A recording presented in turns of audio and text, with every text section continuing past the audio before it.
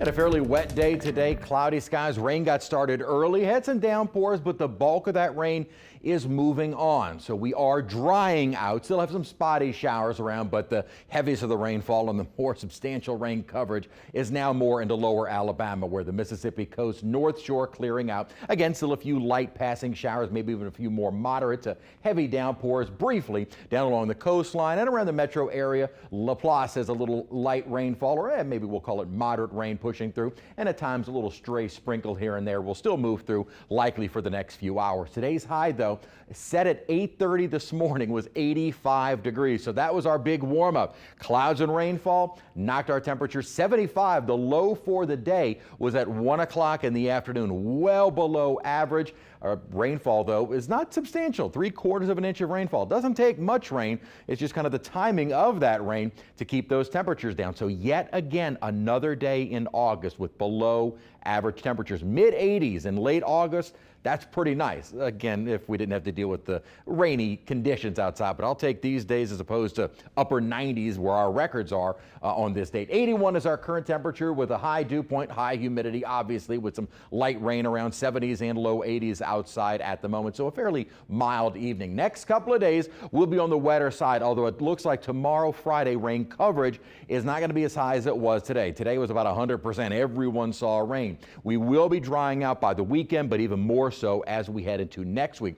Watching the tropics, but we still have no named storms out there. A couple of waves that we're watching, yes, but nothing organized. We'll talk about those in a second. Still being plagued across the Gulf South by the surface low and stationary frontal boundary, and at times we get these rounds of rain.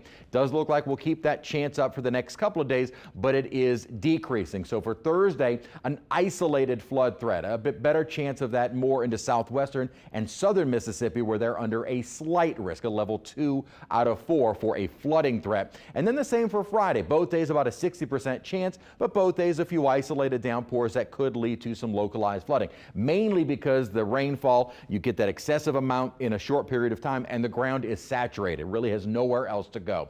During the morning hours may have some thunderstorms, mainly along the coast, but some inland, and then more development during the day, although this model kind of really backing off on our rain coverage, and I do think we won't see nearly as much rain over the coming days, but certainly rain chances a little bit higher than just our normal variety because of this frontal boundary sitting over us. By the weekend, though, that front begins to dissipate. Quick check of the tropics. 2 areas that are still being monitored and still only being given a 20% chance of development in the next 3 to 5 days. This one is still over Africa, so it can't do anything on land. Won't be until it moves into the main development region of the Atlantic. And the other one is the one we're watching maybe a little bit closer as it approaches the islands. A low end chance of development once in the Caribbean. In the Caribbean, the environment is still fairly hostile. So let's take a look at what the models do. Here's the GFS. Here's that basic wave moving across the Caribbean.